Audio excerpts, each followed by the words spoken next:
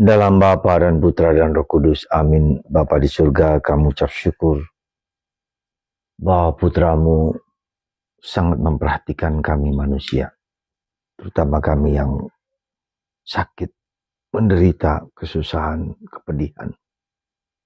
Meski seringkali kami tidak sadar bahwa di tengah segala penderitaan kami, Tuhan lebih dekat dengan kami daripada ketika kami sedih, ketika kami gembira. Bantu kami ya Bapa untuk menyadari kemurahan hati-Mu yang besar kepada kami. Terpujilah nama-Mu kini dan sepanjang segala masa. Amin. Para saudaraku terkasih, Yesus menyembuhkan seorang lumpuh mungkin 38 tahun. Ketika ia mendengar suara kolam Bethesda yang kalau sedang bergoyang, ya kalau sedang mengalami goncangan, itu tanda malaikat datang. Dan setiap orang yang tersentuh dengan air goncangan itu, mereka sembuh. Tetapi Yesus berkata, angkatlah tilammu, bangkitlah.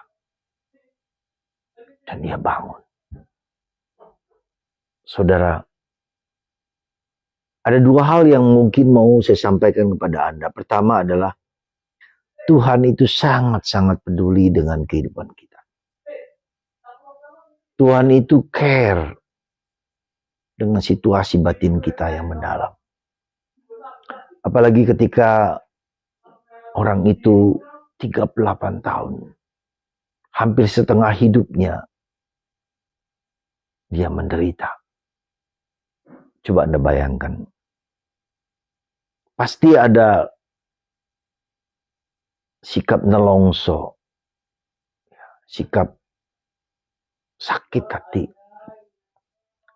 dan merasa putus asa juga ketika harus berhadapan dengan sakit yang tak tersembuhkan itu. Kita bisa melihat orang di sekitar kita yang mengalami penderitaan yang seberat itu.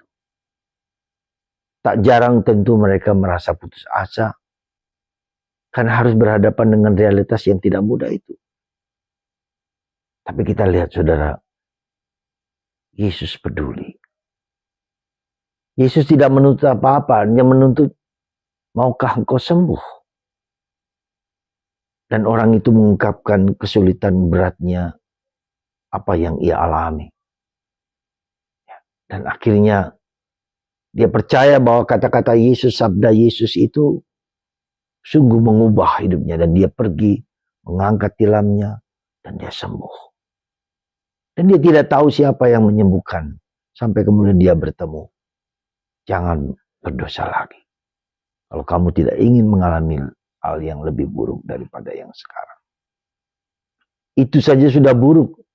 Tetapi dia mengatakan kalau kamu berdosa lagi, kamu akan mengalami hal yang lebih buruk. Jangan berdosa. Sakit dan dosa selalu berkaitan. Ya. Dan itu juga menjadi tantangan bagi kita supaya apakah sakitku juga karena dosa? Mungkin jadi. Ya. Karena itulah maka mari ya, kita mohon rahmat. Karena ada bagian dalam hidup kita sakit karena virus. Karena berbagai macam aspek internal maupun eksternal yang ada dalam diri kita. Maka mari saudaraku terkasih, semoga di masa saat sekarang ini kita selalu melihat bahwa ada kaitan antara sakit, entah bukan hanya sakit fisik, tapi juga sakit mental yang sedang kuat sekali di saat sekarang ini, sakit mental. Maka saudaraku terkasih dalam Kristus, maukah aku sembuh? Segala macam penyakit, entah penyakit fisik, penyakit mental, psikis, atau mungkin spiritual bisa jadi. Selalu berkaitan satu sama lain. Ya, semoga kita semua melihat hidup kita dalam kerangka yang lebih luas. Bagaimana supaya pikiran kita jernih, roh kita jernih, baik, sehingga tubuh kita menjadi tubuh yang bersih. Ya, dan itu bukanlah yang gampang. Saya tahu, saya mengerti, Tapi kalau kita percaya, maukah engkau sembuh, kita pasti sembuh. Sembuh karena murni pikiran kita, hati kita, raga kita. Dan menyandarkan diri hanya kepada Tuhan. Seandainya ada sakit pun kita tetap berharap bahwa Tuhan justru ingin membuat kita lebih baik. Semoga Tuhan memberkati Anda dan tetap berpikiran bersih murni untuk kebaikan Tuhan dan kebaikan sesama, untuk diri kita sendiri. Tuhan memberkati Anda semua. Bapa, Putra, dan Roh Kudus. Amin.